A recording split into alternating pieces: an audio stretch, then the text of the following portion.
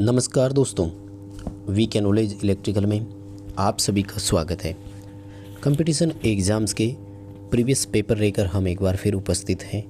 दोस्तों, ये पेपर महाट्रांसको यानी महाराष्ट्र में ट्रांसमिशन का जो होता है उसमें टेक्नीशियन का पेपर है। महाट्रांसको टेक्नीशियन का पेपर है। दोस्तों, इसमें इलेक्ट्रिशियन ट्रेड से रिलेटेड 50 क्वेश्चन आए हैं और हम इसको 2 पार्ट में सॉल्यूशन करने जा रहे हैं। क्वेश्चन नंबर 1 से 25 हम आज की इस वीडियो में सॉल्यूशन करेंगे और 26 से लेकर 50 आपको अगले वीडियो में मिल जाएंगे। उसके लिए जब भी वीडियो अपलोड होगा आपको नोटिफिकेशन मिलेगा, इसलिए चैनल को सब्सक्राइब कर लीजिए और नोटिफिकेशन बेल आइकन को प्रेस कर लीजिए। आगे बढ़ने से पहले रिक्वेस्ट करूँगा, हमारे चैनल पर आप नए हो या अभी तक आपने चैनल सब्सक्राइब नहीं किया हुआ है तो चैनल को सब्सक्राइब ज़रूर करें, वीडियो अपने दोस्तों को फॉरवर्ड ज़रूर करें और इस वीडियो के डिस्क्रिप्शन में लिंक दिया हुआ है, हमारा एंड्रॉयड ऐप डाउनलोड कीजिए। पूरे भारत में आईटी आधारित किसी एग्ज़ाम की आप तैयारी करें, आपको एक सूटेबल पेड कोर्स यहाँ मिलेगा जो आपको सिलेक्शन के योग्य बना देगा। आइए दोस्तों, आज के क्वेश्चनों से शुरू करते हैं। दोस्तों, क्वेश्चन इंग्लिश में और मराठी भाषा में है। मुझे मराठी नहीं आती है तो मैं केवल इंग्लिश में ही पढ़ूंगा, लेकिन हम एक्सप्लेन हिंदी में करेंगे। मुझे लगता है हम इसे आसानी से समझ पाएंगे। आज का नंबर 1 क्वेश्चन आपकी स्क्रीन पर है। पैनल में इंडिकेटर के रूप में किस डायोड का उपयोग करते हैं? तो हम सब जानते हैं एलईडी आएगा उत्तर, क्योंकि लाइट इमिटिंग डायोड जो है ये इंडिकेटर के रूप में काम में लिया जाता है। पैनल में सूचक के रूप में इसका हम यूज करते हैं। Question number 2, squirrel cage induction motor के बारे में कौन सा कथन सही नहीं है, ये पूछा है। सबसे पहला कथन देखो, स्लिपरिंग की अपेक्षा इसकी दक्षता कम होती है। यही कथन सही नहीं है, ठीक है ना। इसने लिखा है कि it is less efficient then slip ring induction motor. तो स्लिपरिंग इंडक्शन मोटर की अपेक्षा इसकी दक्षता कम नहीं है, तुलनात्मक रूप से अधिक होती है। कैसे? क्योंकि मैं आपको बाकी और डिफरेंस बता रहा हूँ, आप देखिए इसमें। सेकंड ऑप्शन कह रहा है स्लिपरिंग मोटर की अपेक्षा कम मेंटेनेंस की आवश्यकता होती है। तो बिल्कुल सही है। स्लिपरिंग मोटर में स्लिपरिंग होते हैं, कार्बन ब्रूस होते हैं, उनको समय समय पर मेंटेन करना पड़ता है। It is cheaper in cost than slip ring motor. Slip ring motor से सस्ती होती है, ये भी बिल्कुल सही है। और स्लिपरिंग मोटर की अपेक्षा इसका स्टार्टिंग टॉर्क कम है, तो ये भी सही है। यानी सत्य कथन है 2, 3 और 4, और 1 नंबर स्टेटमेंट जो है वो गलत है। तो 1 नंबर इसका सही उत्तर होगा। मुझे लगता है आप अच्छे से इसको समझ पाए होंगे, ठीक है। तो अब आपको यहाँ पर ऑप्शन दिए हैं कि कौन कौन सा स्टेटमेंट जो है उसके बारे में गलत है। तो ओनली 1 नंबर स्टेटमेंट जो है इसका गलत है। अगला जो क्वेश्चन है और वो कह रहा है कि निम्न में से कौन सी ऐसी अशुद्धि है, इम्प्योरिटी को अशुद्धि बोलते हैं, नोट टेट्रावोलेंट। देखो, टेट्रावोलेंट को हिंदी में त्रिसंयोजी बोलते हैं। तो मुझे लगता है कि ये क्वेश्चन गलत हो गया, क्योंकि ये यूँ पूछ रहा है कि इनमें से कौन सी जो है वो त्रिसंयोजी नहीं है, जबकि अगर इसमें ध्यान से देखें तो त्रिसंयोजी एक ही है और वो है एल्यूमिनियम। जर्मेनियम, सिलिकॉन और कार्बन, ये तीनों के तीनों चतुसंयोजी है। इनमें 4-4 मानते हैं। त्रिसंयोजी में कौन कौन सा आता है? इंडियम, गैलियम, बोरोन और एल्यूमिनियम। तो कौन सा त्रिसंयोजी है ये पूछा है, या फिर अच्छा सॉरी टेट्रावोलेंट है। टेट्रावोलेंट को चतुसंयोजी बोलते हैं, ओके। त्रिसंयोजी को ट्राइवोलेंट बोलते हैं, सॉरी, ठीक है। क्वेश्चन बिल्कुल सही है इसका, बिल्कुल। टेट्रावोलेंट का मतलब चतुसंयोजी होता है, ठीक है। तो इसमें ये तीनों होते हैं और एल्यूमिनियम नहीं है क्योंकि ये त्रिसंयोजी होता है। अगला सवाल, निम्न में से कौन सा फाइल का प्रकार नहीं है? फाइल को हिंदी में रेती बोलते हैं। देखो, रेती जो है वो वर्गाकार भी होती है, फ्लैट यानी सीधी भी होती है, त्रिभुजाकार भी होती है, लेकिन आयताकार नहीं होती है, ध्यान रखें। सी उत्तर होगा।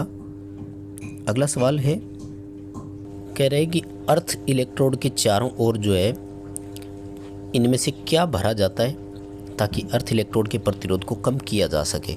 बहुत सिंपल है ना, साल्ट एंड कोल आएगा। नमक और कोयला ही तो भरा जाता है, जिससे अर्थ का प्रतिरोध जो है वो कम हो जाता है। अगला सवाल, निम्न में से कौन सा ऐसा है जिसमें 4 परतें नहीं होती हैं? बहुत सिंपल है, देखो, डायक में, SCR में और ट्राइक में 4-4 परतें होती है। UGT में 4 परत नहीं होती है। इसमें केवल 2 ही परतें होती है। और नेक्स्ट जो क्वेश्चन कह रहे हैं अपन से कि आपको चित्र में कौन सी अर्थिंग दिखाई गई है। देखो अगर आप डायग्राम को ध्यान से देखो तो नाम ही लिख दिया GI पाइप, और जब पाइप नाम लिख दिया तो फिर श्योर है कि पाइप अर्थिंग ही होगा। प्लेट अर्थिंग, स्ट्रिप अर्थिंग और रोड अर्थिंग तो हो नहीं सकता। तो इस क्वेश्चन में आपको समझाने की कोई ज़रूरत ही नहीं है। हाँ, ये 8वां क्वेश्चन बहुत इंपॉर्टेंट है। हीरे का एनर्जी गैप पूछा है, फॉरबिडन एनर्जी 6 इलेक्ट्रॉन वोल्ट होती है हीरे की, ध्यान रखना, जबकि सिलिकॉन की 1.72 वोल्ट होती है, और अगर इसके 1.12 होती है, और 0.72 जो है वो जर्मेनियम की होती है। और नेक्स्ट हमारा जो क्वेश्चन है वो कह रहा है कि VI ग्राफ जो है वो एक सीधी रेखा में होगा, निम्न में से किसका हो सकता है। स्ट्रेट लाइन का मतलब आप यूँ समझ सकते हैं कि जब जब वोल्टेज के मान में वृद्धि हो तब तब धारा के मान में भी वृद्धि हो।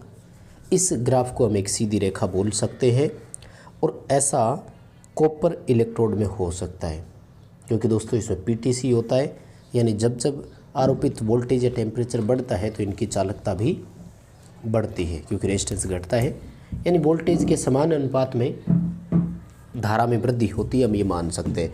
वेरेक्टर डायोड में तो जस्ट अपोजिट होता है, थर्मिस्टर में भी जस्ट उल्टा होता है। डी ऑप्शन अपना यहाँ पर सही रहेगा। और 10वां सवाल कह रहा है कि कॉमन एमीटर जो एम्पलीफायर होता है उसका आउटपुट सिग्नल कितना होता है। तो हम सब जानते हैं कॉमन एमीटर में 180 डिग्री पर होता है, 180 डिग्री का फेज अंतर होता है, जबकि कॉमन बेस और कॉमन कलेक्टर में 00 डिग्री का फेज अंतर होता है। अगला सवाल है शुद्ध कैपेसिटिव सर्किट में करंट, वोल्टेज और देखो प्योर कैपेसिटिव सर्किट में हम सब जानते हैं कि करंट जो होती है वो वोल्टेज से लीडिंग होती है, और कितनी लीडिंग करती है 90 डिग्री। जब जब फेज अंतर 90 डिग्री हो तो पावर फैक्टर 0 होता है। डी उत्तर सही होगा। करंट वोल्टेज से 90 डिग्री लीड करता है, अतः परिपथ का पावर फैक्टर 0 होगा। अगला सवाल है कि CRO में जो बीम को उत्तेजित करते हैं हम, ताकि वो एक निश्चित एरिया को पूरी तरह से उत्तेजित कर सके। इलेक्ट्रॉन बीम जो है समय के साथ इलेक्ट्रॉन त्याग करता है, तो उसको हम कैसे कंट्रोल करते हैं। तो इसके लिए टाइम डिवीज़न होता है, एक फॉर्मूला, टाइम पर डिवीज़न के नाम से इसको बोला जाता है। समय विभाजन सेटिंग बोलते हैं इसको, जिससे ये पता लगता है कि कितना विक्षेपित होना है स्क्रीन पर या पर्दे पर जो चीज़ आपको दिखाई देगी वो कितनी दिखाई देनी है।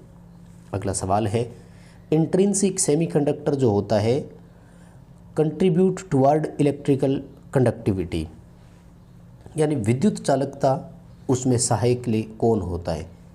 देखो इंट्रिंसिक के लिए सबसे अच्छा एग्जाम्पल होता है सिलिकॉन और जर्मेनियम, और उनमें अशुद्धि मिलाकर हम एक्सट्रिंसिक पदार्थ बनाते हैं, जिसका सबसे बेटर एग्जाम्पल है P टाइप और N टाइप। सिलिकॉन और जर्मेनियम एक शुद्ध अर्धचालक होते हैं, और शुद्ध अर्धचालक में होल और मुक्त इलेक्ट्रॉन दोनों मिलकर धारा का संचालन करते हैं। ए उत्तर सही होगा। अगला सवाल है कि जो वायरिंग होती है जिसमें हमें सेडल्स लगाने होते हैं, तो स्विच बॉक्स के बाद पहला सेडल कितनी दूरी पर हो। ध्यान रखें, junction box, elbow, switch box, इन सब के 30 सेंटीमीटर बाद पहला सेडल आना चाहिए, और 2 सेडल के बीच में अगर परस्पर दूरी कोई आपसे पूछे तो वो 60 सेंटीमीटर होती है, ध्यान रखें। अगला सवाल है कि AC सर्किट में जब रिएक्टेंस 0 हो तो पावर फैक्टर कितना होगा। देखो रिएक्टेंस X की बात कर रहे हैं, रिएक्टेंस 0 हो तो परिपथ शुद्ध प्रतिरोधी कहलाता है, और शुद्ध प्रतिरोधी परिपथ का पावर फैक्टर हमेशा इकाई होता है। फेज अंतर 0 होगा, वास्तविक शक्ति आभासी शक्ति के बराबर होगी, यानी इस किलोवाट में इस परिपथ में किलोवाट और KVA बराबर होंगे। kVAR का मान 0 होगा, फेज अंतर 0 डिग्री होगा, पावर फैक्टर इकाई होगा, करंट और वोल्टेज इन फेज चलेगी। देखो एक ही क्वेश्चन में मैंने आपको 5 से 6 चीज़ें बता दी। अगला सवाल, पावर वायरिंग में अर्थिंग के प्रतिरोध की बात कर रहे हैं, तो 1 ओम कम से कम होना चाहिए। शुद्ध प्रतिरोध 1 ओम माना जाता है, वैसे तो 1 ओम से जितना हो कम हो सके। FET का पूरा नाम पूछ रहा है, फील्ड इफेक्ट ट्रांजिस्टर है। 2 तरह की होती है, JFET हो सकती है यानी जंक्शन फील्ड इफेक्ट ट्रांजिस्टर, और दूसरा होता है MOSFET, metal oxide semiconductor field effect transistor. Ampere प्रति मीटर किसकी इकाई हो सकती है? तो एम्पियर टर्न प्रति मीटर होता है। एक्चुअल में ये टर्न को क्या यूनिटलेस मानते हैं, इसलिए बहुत सारी जगह टर्न को लिखते ही नहीं है। और ये होती है चुंबकीय फील्ड सामर्थ्य की इकाई होती है एम्पियर टर्न प्रति मीटर में, क्योंकि N × I/L होता है इसका फॉर्मूला। ध्यान रखना, इसीलिए कहते हैं कि MMF चुंबक वाहक बल जो है इसकी इकाई एम्पियर टर्न होती है ना, लेकिन कई जगह टर्न को यूनिटलेस मानते हैं तो विद्युत वाहक चुंबक वाहक बल की इकाई को भी एम्पियर लिख देता है कई बार। अगला सवाल न्यूमेरिकल है। फैराडे के वैद्युतिक अपघटन के प्रथम नियम को अप्लाई करना है। सब कुछ दिया हुआ है, एकत्रित द्रव्यमान की गणना करनी है, मास ऑफ गोल्ड। जब हमें समय दिया हुआ है 10 मिनट, धारा दिया हुआ है और विद्युत रासायनिक तुल्यांक दिया हुआ है। देखो दोस्तों, सिंपल सा है, M = ZIT होता है। अगर आप ध्यान से देखें तो Z की वैल्यू 0.003 है। करंट आपको 50 एम्पियर दिया हुआ है और समय देखो 10 मिनट दिया हुआ है, तो मिनट को सेकंड में कन्वर्ट करना है, इतना सा ध्यान रखें। समय सेकंड में होना चाहिए। इस पूरे को जब आप कैलकुलेट करोगे तो उत्तर आएगा 9 ग्राम, क्योंकि द्रव्यमान ग्राम में ही होता है, इसलिए ए ऑप्शन अपना यहाँ सही हो जाएगा। अगला सवाल है कि आपने सिलिकॉन में फास्फोरस मिलाया है, क्या बनाया होगा? देखो, फास्फोरस जो है ना, ये 5 संयोजकता वाली है, और 5 संयोजकता वाले पदार्थ का जब भी डोपिंग करवाएंगे तो N पदार्थ निकल कर आएगा, यानी N टाइप सेमीकंडक्टर आएगा। अगर यहीं पर आपने 3 संयोजकता यानी इंडियम, गैलियम, बोरोन, एल्यूमिनियम इनमें से मिलाया होता तो P टाइप पदार्थ का निर्माण आपको मिल जाता। अगला सवाल है कि एक अल्टरनेटर करंट जो है उसकी पीक वैल्यू 230 वोल्ट है, इसका औसत मान बताइए कितना है? शिखर मान से औसत मान ज्ञात करना है तो 0.637 या कुछ जगह 636 भी मानते हैं। 230 को मल्टीप्लाई कर दो 0.636 से, आपका उत्तर आ जाएगा 146.28। कैलकुलेशन करके मिलान करना, मुझे कमेंट करके ज़रूर बताना कि क्या आपका उत्तर इतना ही आ रहा है क्या। अगला सवाल देखो, 1000 RPM है मोटर में, 50 हर्ट्ज की फ्रीक्वेंसी है, पोल पूछा है आपसे, तो क्या करोगे? पोल ज्ञात करने के लिए F × 120/N करना है, गुणा भाग करके उत्तर मिलान करना, 6 पोल आएंगे। कैलकुलेशन करने की ज़रूरत ही नहीं है भाई। 50 हर्ट्ज फ्रीक्वेंसी पर 1000 RPM 6 पोल वाली मोटर के ही आते हैं। आपको मैं कुछ एक डाटा बता दूं, अगर आप याद रख सको तो। जब फ्रीक्वेंसी 50 हर्ट्ज हो तो ध्यान रखिए, 2 पोल की मोटर की गति 3000 RPM, 4 पोल की मोटर की गति 1500 RPM, 6 पोल की मोटर की गति 1000 RPM, 8 पोल की मोटर की गति 750 RPM, 10 पोल की मोटर की गति 600 RPM आती है। ये फिक्स है डाटा। उत्तर कैलकुलेट करके मिलान कर लेना, सबका आंसर इतना ही आएगा। हो सके तो याद रखो ताकि कैलकुलेशन में समय बच जाए। अगला सवाल, टेनन-सा के दांते जो है वो ख़त्म हो गए, वर्न आउट यानी समाप्त हो गए, डैमेज हो गए, वापस कैसे लोगे? देखो, टेनन-सा जो होती है ना, उसके दांते लगभग ऐसे तिरछे होते हैं, थोड़े से त्रिकोण वाले होते हैं, इसलिए आपको रेती का उपयोग करना है, त्रिभुजाकार रेती यूज करेंगे। ठीक है, बी उत्तर सही होगा। ट्राइएंगल प्रकार की फाइल का उपयोग करें और उसे रेती से घिस दें, उत्तर सही हो जाएगा। आगे देखिए जरा, आपका सवाल कह रहा है कि सिंक्रोनस जनरेटर में वोल्टेज रेगुलेशन धनात्मक नहीं होगा। किस मामले में धनात्मक नहीं होगा? देखो, यहाँ थोड़ा सा इसने कन्फ्यूजन वाला दे दिया। सिंक्रोनस जनरेटर हम अल्टरनेटर को बोलते हैं। जब लीडिंग प्रकृति का पावर फैक्टर होगा ना, तो अल्टरनेटर का वोल्टेज रेगुलेशन नेगेटिव आता है, ध्यान रखना। इस मामले में पॉजिटिव नहीं आ सकता। लेकिन कैपेसिटिव लोड को भी तो हम यही मानते हैं ना कि लीडिंग पावर फैक्टर हो, लेकिन यहाँ नहीं करना है, ये ध्यान रखें। क्योंकि लीडिंग लोड यहाँ तब आता है जब अल्टरनेटर को अंडर एक्साइट किया हुआ हो, उल्टे चलते हैं। सिंक्रोनस मोटर जब ओवर एक्साइट हो ना, तब लीडिंग पावर फैक्टर होती है।